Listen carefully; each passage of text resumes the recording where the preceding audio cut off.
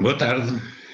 Em primeiro lugar, queria agradecer o amável e honroso convite que a organização do evento Experiências com a Escrita no Mundo Antigo me fez para estar presente, embora virtualmente, não presente fisicamente como desejaria, neste intercâmbio intelectual. Escolhi como tema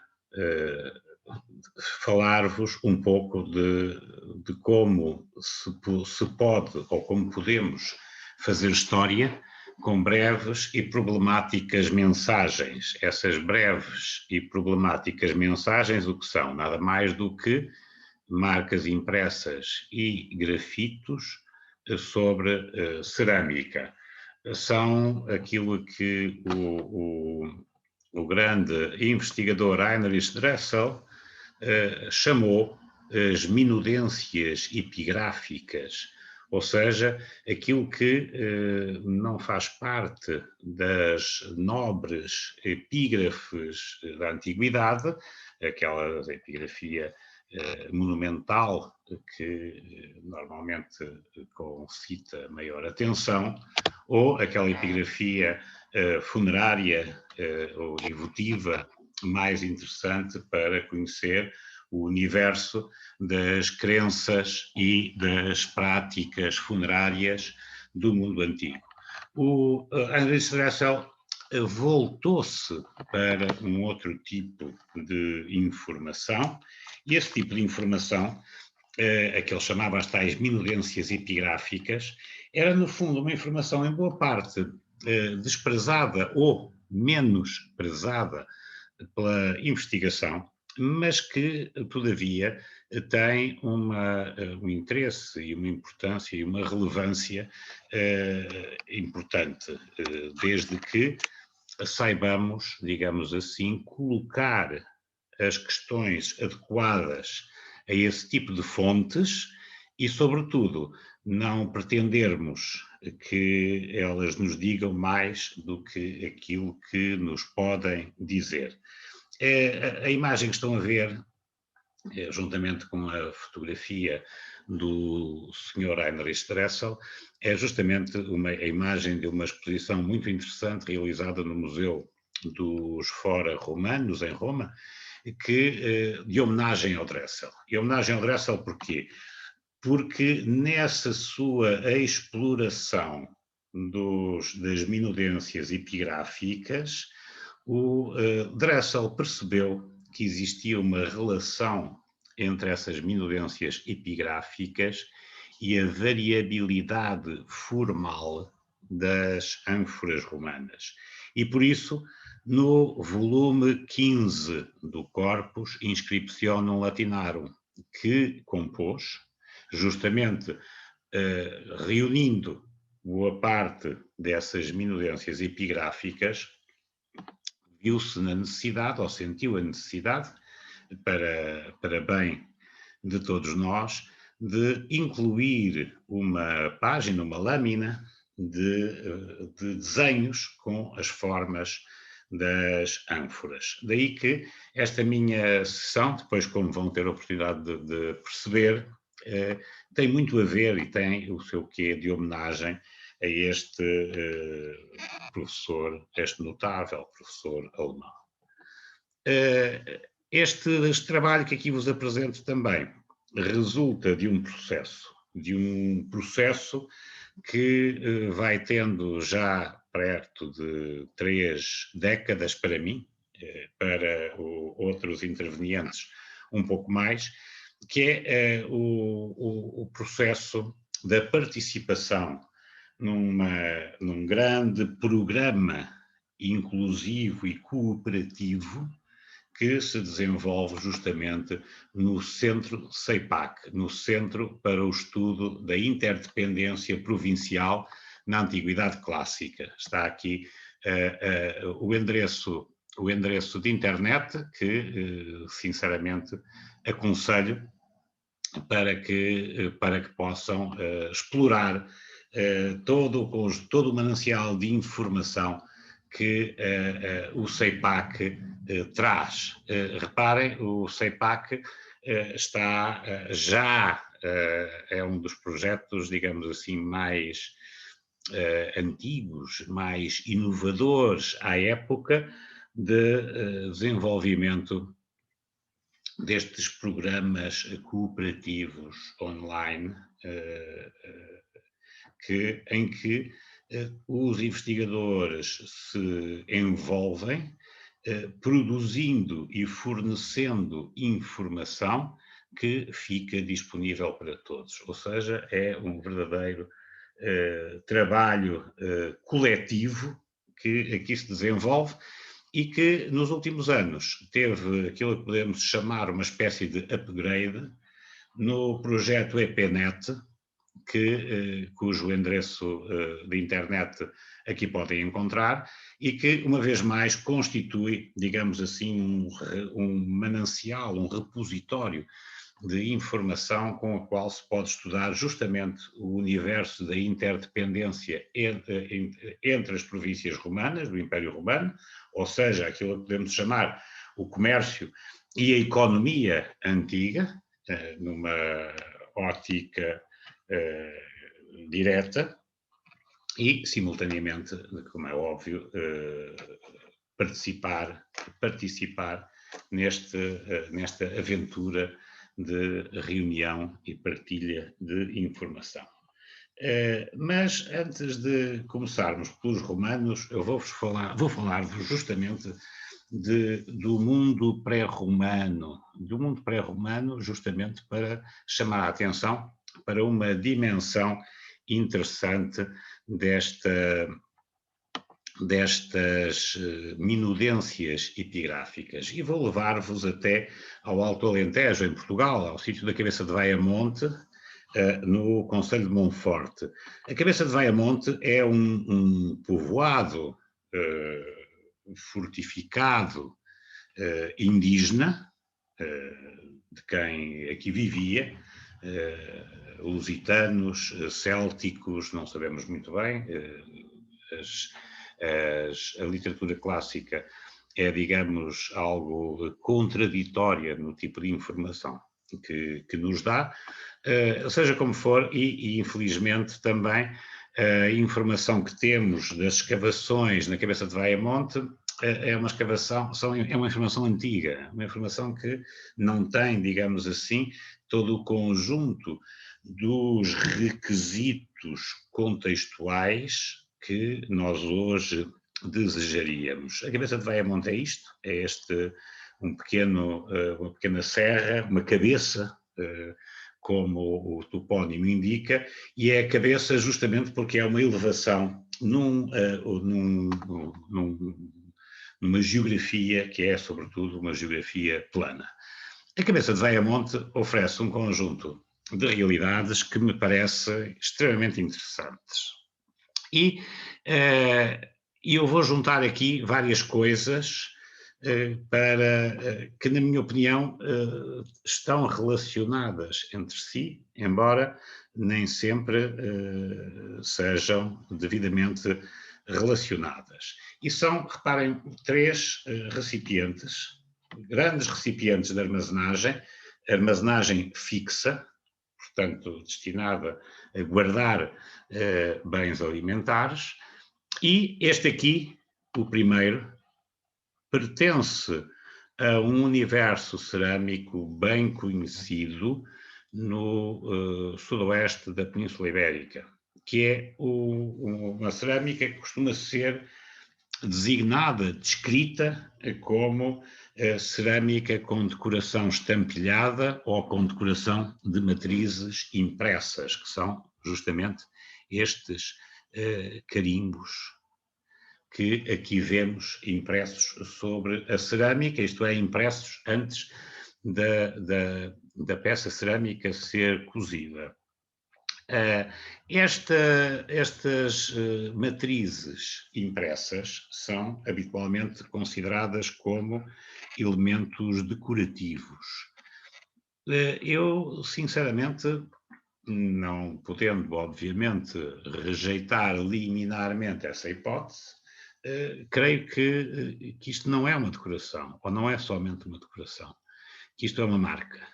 É uma marca que indicará, provavelmente, posse, pertença a alguém ou a um grupo.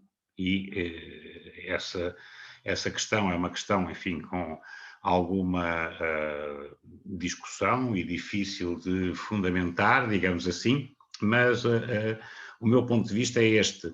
Estas matrizes impressas existem no interior do universo cerâmico de alguns destes povoados da Idade do Ferro, mas não com uma variação imensa, com um leque, com uma gama de motivos relativamente limitada e que se repete em recipientes destes dentro do mesmo povoado. Obviamente, essa questão e essa observação pode suscitar as mais diversas interpretações. Eu ligo esta decoração com uma etapa seguinte em que já não há estas matrizes impressas nos grandes recipientes, mas aparecem-nos estes símbolos, neste caso concreto aqui uma suástica, da cabeça de Veia-Monte há vários recipientes com suásticas, assim. Mas reparem, neste caso concreto,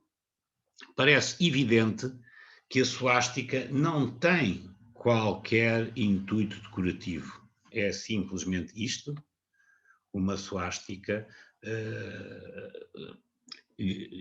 esgrafitada na parede de um recipiente, antes da cozedura, atenção, antes da cozedura, portanto, quando estes grandes recipientes de armazenagem foram cozidos, a suástica já lá estava, essa marca já lá estava, e finalmente, um terceiro momento, aquilo que eu presumo ser um terceiro momento, embora obviamente possa existir alguma coexistência entre estas realidades, em que nos aparece o grande recipiente com um nome inscrito. Este nome inscrito em caracteres latinos, enfim, todo ele é extremamente interessante, particularmente esta terminação em O, só isto daria toda uma discussão filológica que não me interessa aqui para o caso, nem tampouco eu estou habilitado a fazê-la, mas parece absolutamente evidente o seguinte, que passa a haver um nome, ou seja, que passa a haver uma representação escrita, um nome pessoal ou o nome de um grupo, que substitui a suástica, ou seja, aquilo a que podemos chamar o nascimento de uma cultura escrita, ou o nascimento de manifestações de escrita, aquilo que, no fundo, que o antropólogo Jacques Goudy chamou, de uma forma bastante expressiva, a domesticação do pensamento selvagem. Portanto, a escrita como domesticação do pensamento selvagem. É claro que olhamos para isto e poder-me-ão dizer, e então, mas com que base é que podemos chegar a uma conclusão destas? Bom, a base é obviamente a multiplicação ou a existência de outras observações similares. Apenas a título de exemplo, trago-vos aqui o caso do Castrejón de Capote, em Higuera la Real, atualmente no território espanhol, mas muito próximo da fronteira portuguesa, diga-se de passagem, portanto um sítio também interior, portanto viemos desde aqui para aqui, e aí o que é que nós temos? Temos justamente um local onde havia um compartimento com vários recipientes de armazenagem, portanto estes recipientes são recipientes de armazenagem fixa, são recipientes, como veem, com características similares àquelas que vos mostrei e com um nome inscrito. Neste caso concreto, Ablónios. Um nome indígena, não é um romano, digamos assim, o proprietário destes recipientes. Este Ablónios é um indígena e este nome apareceu inscrito em vários recipientes destes de armazenagem que estavam no interior de um compartimento, claramente um armazém de produtos que estavam armazenados e que pertenceriam a este senhor Abolónios. Ou seja, esta marca nominal de Abolónios, como as marcas que mostrei anteriormente, não são marcas que remetam para o produtor do recipiente cerâmico, nem tampouco para o possuidor do recipiente cerâmico, isto é um recipiente grande de armazenagem, remetem sim para o possuidor do que se guarda dentro desse recipiente, ou seja, o possuidor dos bens alimentares que o recipiente armazenava. Essa tendência é uma tendência que se instala, atravessa os tempos e vem até épocas bem mais recentes. Neste caso concreto, mostro-vos a inscrição impressa. Isto aqui já não é um grafito de mão livre, digamos assim, como era o caso do Abolónios e do outro, das suásticas e do qualquer coisa Lau, que vos mostrei anteriormente. Isto é uma marca impressa, mas é uma marca impressa sobre um grande recipiente de armazenagem. Uma vez mais, isto era uma entre vários recipientes com esta marca impressa, que estavam guardados num compartimento e que remetem para a existência de uma instituição religiosa, ou seja, aparece aqui uma cruz e depois Ecclesiae Sancta Maria e depois Lacal ou Lacante Tensi Agripi. Esta parte aqui, esta designação aqui final, suscita, enfim, alguma controvérsia, não é fácil de descodificar o seu significado. Agora, uma coisa é certa, não há qualquer espécie de dúvida de que o que aqui está indicado também não é necessariamente que estes grandes recipientes de armazenagem pertencem à instituição eclesiástica, à Igreja de Santa Maria, mas sim que o que se guarda no seu interior pertence, é propriedade da congregação religiosa. É claro que aparecer-nos uma realidade destas no sítio de uma vila romana, ou seja, de uma antiga casa senhorial romana, reporta-nos justamente para questões históricas mais ricas e mais complexas, como seja justamente o processo de cristianização que conduz, inclusivamente, à transformação de algumas destas antigas residências senhoriais ou destas antigas explorações agrárias senhoriais, que as transforma em congregações religiosas cristãs. Como vêem, uns carimbos impressos nos recipientes cerâmicos podem abrir-nos a porta a discussões e a debates mais interessantes. A pergunta que se põe é, então, e tudo aquilo que aparece inscrito num recipiente destes remete-nos para o seu dono, o seu possuidor? A resposta é não. A resposta é não. Existe também um outro tipo de marcas epigráficas, e o que estão a ver são justamente algumas dessas marcas epigráficas modernas. Estas marcas epigráficas são também frequentemente, sobretudo em sociedades mais complexas, são frequentemente marcas de fabricante, digamos assim, marcas de fabrico, ou aquilo que usualmente se chama a epigrafia da produção. E voltamos naturalmente ao Sr. Heinrich Dressel, porque o Sr. Heinrich Dressel foi justamente um dos grandes pioneiros no estudo dessa epigrafia da produção de que iremos falar. E sublinharia apenas que o tema da epigrafia da produção é importante porque existe sobre estes recipientes cerâmicos, sobre estas ânforas, existe outro tipo de epigrafia. A epigrafia da difusão, a epigrafia do comércio. Eu explico-vos. Isto é um recipiente, justamente uma ânfora do tipo Dressel 20. Estas ânforas do tipo Dressel 20 são ânforas especialmente interessantes, como terão ouvido já no apontamento que a elas se referiu do professor Amílcar Guerra, são justamente ânforas que foram produzidas na bacia hidrográfica do Guadalquivir e do seu afluente, o rio Renil, e que eram utilizadas para transportar azeite para a cidade de Roma.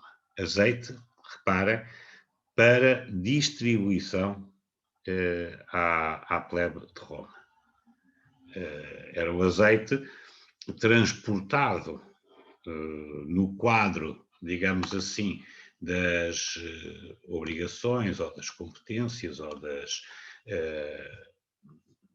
da iniciativa estatal, e justamente por se tratar de um processo de distribuição institucional no âmbito daquilo que se chamava a nona alimentaris, que distribuía alimentos à plebe de Roma. E entre esses alimentos estava o azeite da zona da atual Andaluzia, transportada nestes recipientes.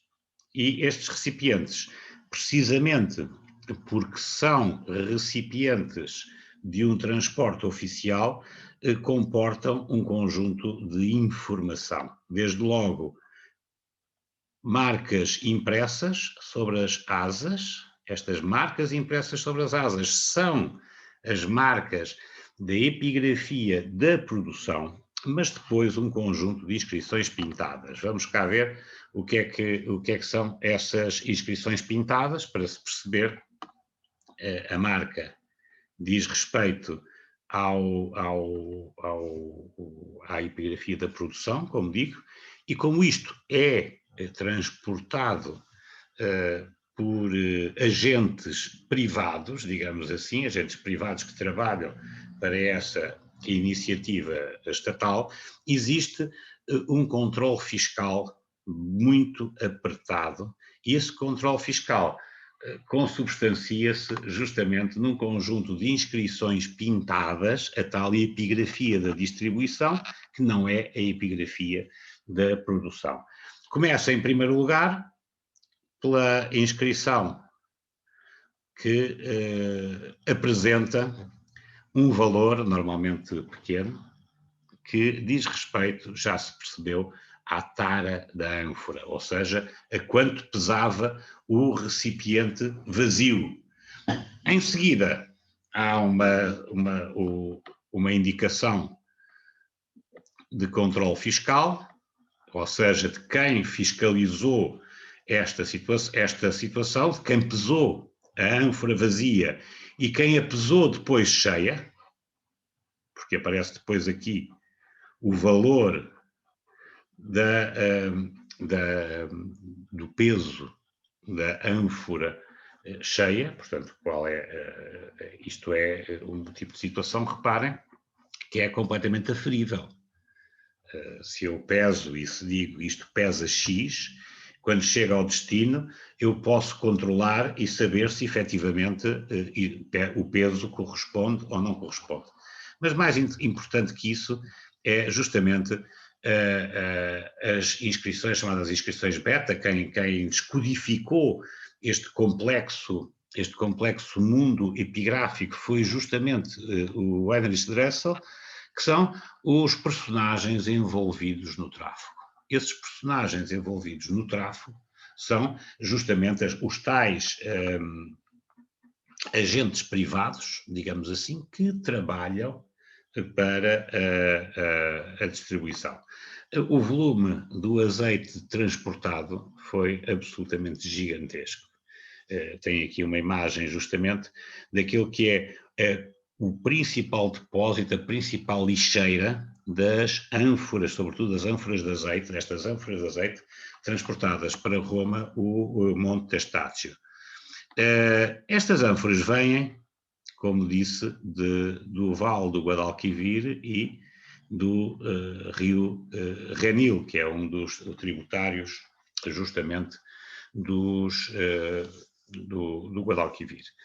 Na zona de Tocina, aqui perto, relativamente perto da cidade de Monígua, portanto estamos a falar da Andaluzia, apareceu uma inscrição muito interessante. E pronto, e agora neste momento estamos a saltar, digamos, do universo das tais minudências epigráficas para o universo da grande epigrafia. Nessa zona aparece a inscrição de um Marcos Cássius Sempronianus, Oliciponense. Estão a ver? Oliciponense.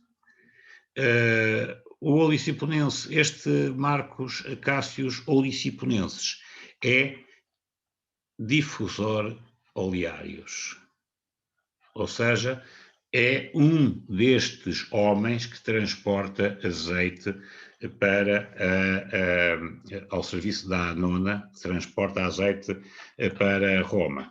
É claro que alguns autores, digamos assim, mais ingênuos ou menos conhecedores do universo complexo destes processos de distribuição romanos e deste grêmio específico, que eram os difusores oleari que trabalhavam para a Anona, supõem ou supuseram que este Marcos Cássius Sempronianus difundia azeite da região da Lusitânia, ou da região de Lisboa. É um absurdo, é um disparate, não tem nada a ver. Se o homem fosse um difusor oleários a partir da Lusitânia, não estava onde está, não estava onde foi, onde fez qualquer coisa que nos deixou esta epígrafe e, enfim, se isso não bastasse, sabemos também, encontramos também justamente nas tais epígrafes de tipo beta, encontramos justamente o nome deste Marcos Cássius Sempronianus, pintada sobre ânforas produzidas no Vale do Guadalquivir e do Renil. Perguntar-se-á então, bom, então quer dizer, os oliciponenses ou o grupo oliciponense não retirava nenhuma espécie de benefício das ações do Sr. Marcos Cássius Sempronianus? Ou o Sr. Marcos Cássius Sempronianus esquecia-se da sua cidade de origem e não incrementava, digamos assim, os seus interesses na região? Diria que se isso não acontecesse, de facto, o Sr. Marcos Cássius Sempronianus seria um romano muito estranho, porque os romanos, efetivamente, e aquilo que nós conhecemos da sociedade romana, é justamente a multiplicação deste tipo de situações, em que através de clientelas ou através de redes de interpares, se desenvolvem toda uma série de situações de negócio e de interesse. Ora, justamente, a zona onde apareceu a inscrição fica muito próxima da cidade romana de Monígua.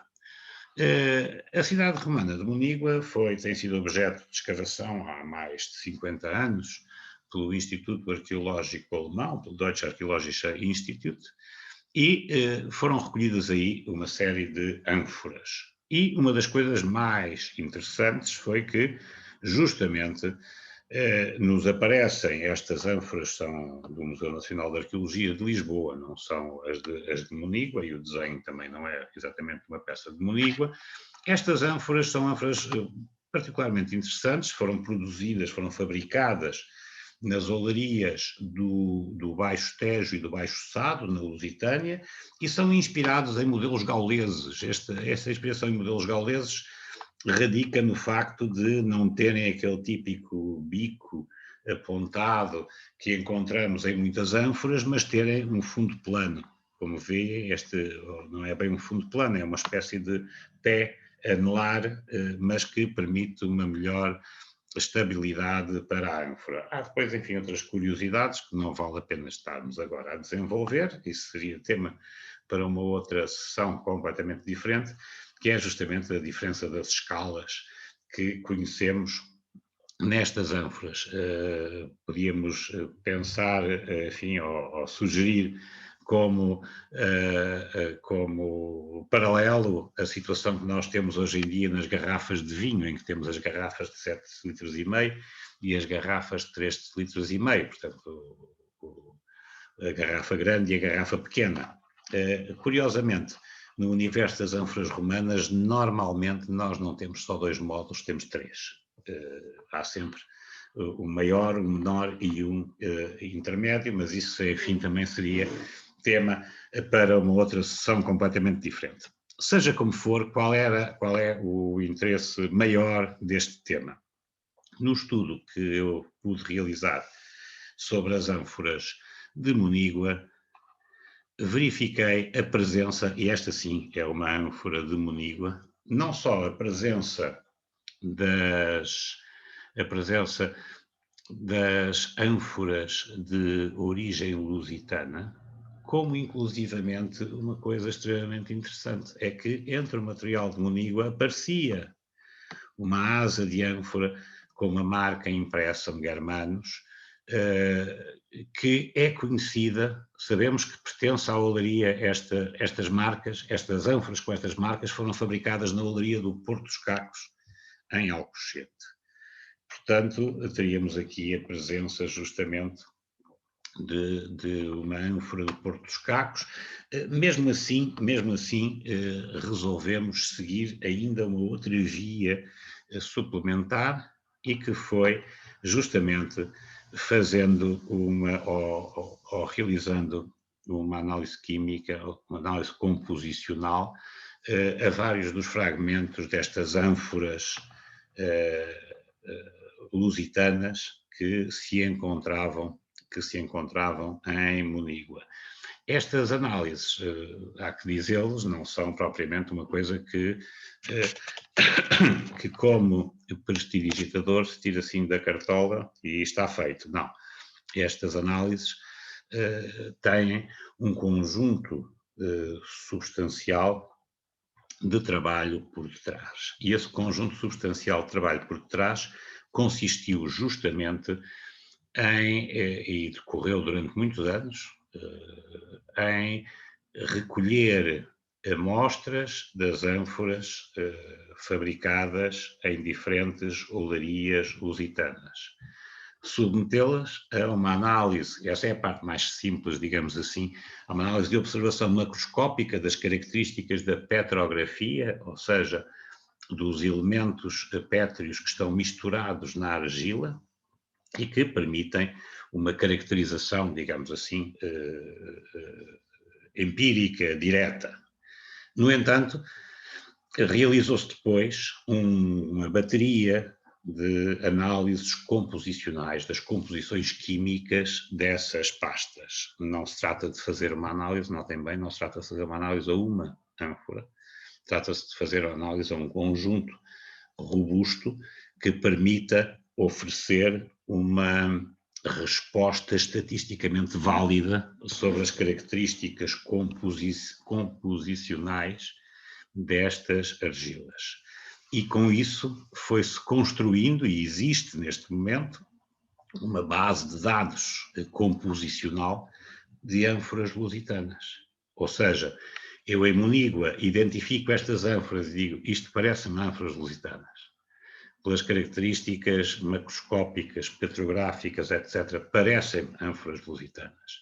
Mas vamos tirar, digamos assim, a prova real, submetendo amostras à análise química. E reparem, é extremamente interessante porque nós conhecemos, no que diz respeito ao território da Lusitânia, nós conhecemos duas áreas significativas. Vamos voltar aqui ao mapa e eu mostro-vos. as olarias aqui do estuário do Tejo e do estuário do Sado. Mas depois há olarias do Algarve, uma região relativamente mais distante. As olarias do estuário do Tejo e do Sado são, respectivamente, o Porto dos Cacos, de onde vem aquela marca que eu vos mostrei, Quinta do Roxinol. Do Val, da Bacia Hidrográfica do Sado, Herdade do Pinheiro. Do Algarve, a Quinta do Lago, São Bartolomeu de Castro Marim e Manta Rota. São as 3 olarias conhecidas. As marcas vermelhas são as ânforas encontradas em Monígua. E, como vêem, aquilo que nós encontramos aqui é uma coincidência, por um lado, como é óbvio, mas reparem que essa coincidência diz respeito, inclusivamente, à dispersão geográfica, ou seja, há um conjunto de ânforas que aparecem em Monígua e que são produzidas nas olarias do Algarve, nas olarias do extremo sul, e outras ânforas que são produzidas nas olarias de oeste, nas olarias que estão nos estuários do Tejo e do Sado. Ou seja, conseguimos assim juntar a observação empírica, direta, macroscópica, das características das ânforas e dos seus fabricos, à informação epigráfica e à a composição química. Ou seja, em termos de conclusão genérica, aquilo que podemos dizer, sobretudo quando olhamos para este lado e quando sabemos que tudo isto acontece na mesma época em que o Sr. Marcos Cássio Sempronianos andava a transportar azeite para Roma, e reparem, é tão interessante quanto isto, o Sr. Marcos Cássio Sempronianos é ainda conhecido porque o seu nome aparece impresso num conjunto de tijolos de construção, de material de construção, em Hóstia, portanto, um dos portos que servia à cidade de Roma. Portanto, o homem está, de facto, no coração do Império, mas estará também, provavelmente, manejando os seus negócios oliciponenses, os seus negócios lusitanos, transportando ou assegurando que chegavam também a estas paragens o vinho oliciponense, o vinho de Lisboa, como diríamos hoje. Em termos de ânforas e de marcas de ânforas, essas marcas de ânforas são extremamente interessantes, como já tive a oportunidade de dizer, estas marcas impressas, esta epigrafia da produção, e trago-vos aqui 2 pequenos casos mais exemplificativos. Aqui há uns anos foi identificado, fugiu ali a bolinha, fica ali naquele sítio, ou naquela saliência, em Peniche, uma olaria, a olaria do Morraçal da Ajuda, que é uma das olarias mais antigas que se conhece, olarias romanas, que se conhece na Lusitânia. E é importante porque, reparem, a Lusitânia produzia cerâmica, tinha produção oleira antes da chegada dos romanos. E, portanto, a grande questão que se colocava era o que é que houve de incorporação, ou o que é que houve de permanência do saber fazer, do know-how local, nesta nova etapa. Aquilo que se pode dizer é que aparentemente houve pouco. Por uma razão muito simples. As olarias, os fornos da olaria do Morraçal da Ajuda pertencem a um tipo de forno conhecido na Península Itálica, tipicamente itálico, mas muito diferente dos fornos de cerâmica indígenas. E, mais importante, ou mais interessante ainda do que isso, esta produção do Morraçal da Ajuda aparece com uma marca impressa, um Lucius Arvernius rústicos, que configura os típicos trianómina, os 3 nomes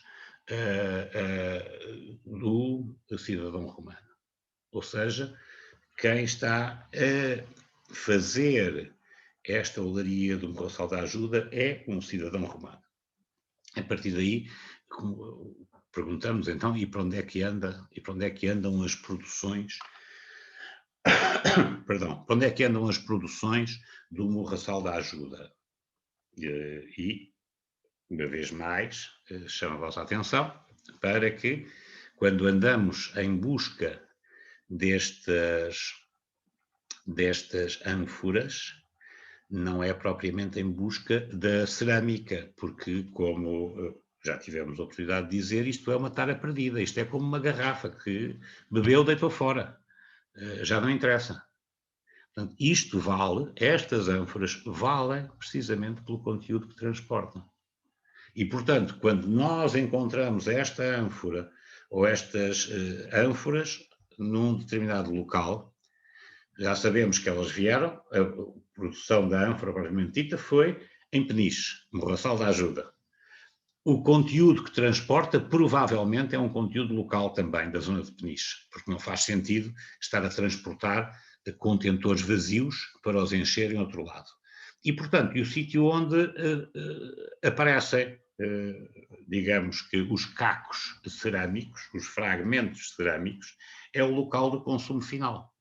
Bom, portanto, a partir daqui, nós podemos ir em busca, qual é a primeira tarefa? Irmos em busca onde é que nós temos o senhor Arvernios Rústicos, ou as marcas do senhor Arvernios Rústicos, e, portanto, há que bater os acervos dos museus e os acervos das publicações para o encontrar. E, batendo o acervo das publicações, foi possível identificar esta área de dispersão. Aqui está a Peniche, aqui está a Olaria do Morraçal da Ajuda, e encontramos estas marcas em diversas cidades da Lusitânia, na própria capital, na Colónia Augusta Emérita, que é a capital da Lusitânia. Ora, o que é que isto nos indica? Uma questão importante, porque normalmente quando pensamos nas ânforas, pensamos em exportação a grande distância, exportação por via marítima. Bom, mas aqui o que o senhor Arvernios Rústicos nos está a dizer, ou melhor, a dispersão dos produtos da olaria Arvernios Rústicos nos está a dizer, é que nesta primeira etapa, os alimentos transportados nestas ânforas se destinaram preferencialmente, ou maioritariamente, ao que tudo indica, a alimentar a própria província da Lusitânia, as cidades do interior. Presume-se, pela sua localização em zona litoral, que as ânforas do senhor Arvernios Rústicos transportariam preparados de peixe, condimentos de peixe, feitos à base de peixe e sal, o que é uma componente alimentar muito importante para as populações que têm dietas de base vegetal. E, reparem, a distribuição dos produtos transportados por estas ânforas para as cidades do interior faz todo sentido, na medida em que estas cidades do interior não tinham acesso aos artigos marinhos. Um exemplo mais. Isto é a coisa mais recente. O artigo que publico sobre esta marca já devia ter saído, não saiu ainda, penso eu, devido à pandemia, mas deve estar para sair. Apareceu, é uma nova marca de ânfora impressa que se encontrou na zona de Belém, em Lisboa. Como é que se trabalha ou como é que se estuda uma realidade destas? Em primeiro lugar, ter atenção, e é extremamente importante não perder isso de vista, ter atenção ao problema dos homónimos. Este QSR, esta marca impressa, está impressa sobre uma ânfora de fabrico lusitano e cuja tipologia até conseguimos identificar. Mas existe também na produção do azeite do Guadalquivir uma marca ou um senhor com estas mesmas iniciais, QSR, que marcam ânforas de transporte de azeite e da Andaluzia. É a mesma pessoa? Provavelmente não. Diria que com fortes probabilidades, não tem nada a ver. É apenas um homónimo. Simplesmente, claro, quando nós queremos valorizar este tipo de fontes, temos que ter em atenção que os homónimos podem existir e, portanto, temos que controlar o quê? As características de fabrico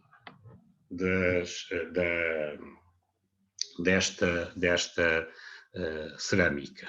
Portanto, não é apenas uma questão de estudo epigráfico, desta minudência epigráfica, é mais do que isso também, como já tivemos a oportunidade de ver, por exemplo, quando falámos das ânforas lusitanas que vão parar à cidade de Monígua, na atual Andaluzia espanhola. Qual é a tarefa que se segue, uma vez identificada esta marca? Ir em busca dos outros QSRs, sobre ânforas lusitanas, notem bem. Evidentemente, este fragmento não está inteiro, mas este fragmento de conímbriga pertence a esta família. Reparem o Q com esta perna praticamente horizontal e o S muito sinuoso, exatamente como aqui temos. O Q com a perna bem horizontal, o S sinuoso. É possível que não seja, reparem, é possível que não sejam os mesmos punções, que não seja o mesmo carimbo que carimbou estas duas peças, mas isto é, digamos assim, a mesma marca. Como a mesma marca é esta aqui, o QSR com os Puncta Distinguenda, isto aqui não existe nem no exemplar de Conímbriga, nem no exemplar agora de Belém, estes pontos, e estes pontos ajudam-nos justamente a esclarecer, se acaso fosse preciso, o que é que significa este QSR. É, obviamente, uma vez mais, um trianómina, os três nomes de um cidadão romano.